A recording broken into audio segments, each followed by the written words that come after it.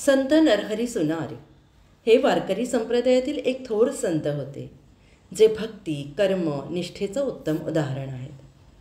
त्यांचा जन्म सुमारे 13व्या शतकात पुणे जिल्ह्यात झाला होता. नरहरी सोनार हे नावच त्यांच्या व्यवसायावरून पडलं होतं.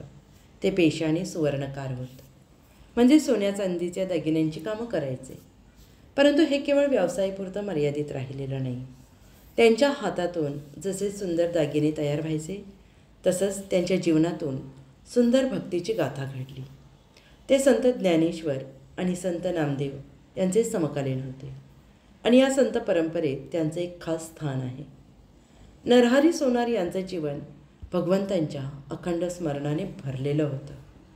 त्यांचं विशेष वैशिष्ट्य म्हणजे त्यांनी आपल्या कामात कायम परमेश्वराची सेवा मांडली. सोनं घडवताना ते एवढ्या भक्तिभावाने काम करायचे की ते कामच जणू त्यांना साधना वाटायचं. अशी एक कथा प्रसिद्ध आहे की एका वेळी विठोबाची मूर्ती बनवताना त्यांनी डोळे बांधून फक्त विठोबाच्या रूपाच्या आधारावर ती मूर्ती घडवली होती, कारण त्यांना विठोबाचं खरोखरं रूप इतर कोणाच्या सांगण्यावरून किंवा प्रत्यक्ष पाहून बदलायचं नव्हतं.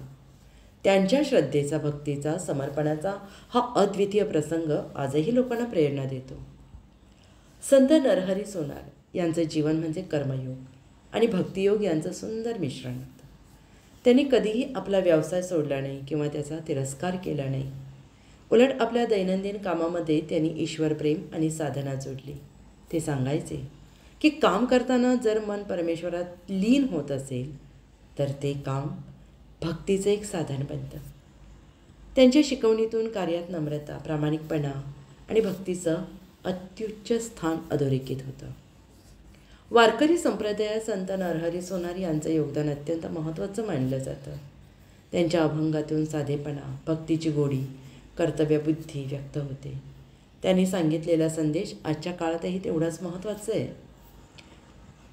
की कोणत्याही व्यवसायात असलो तरी आपलं जीवन भक्तिमय बनवता येऊ शकतं. संत नरहरी सोनार यांनी आपल्या कर्ममय भक्तीने सामान्य माणसालाही अध्यात्माचा सोपा आणि सरळ मार्ग दाखवला आहे.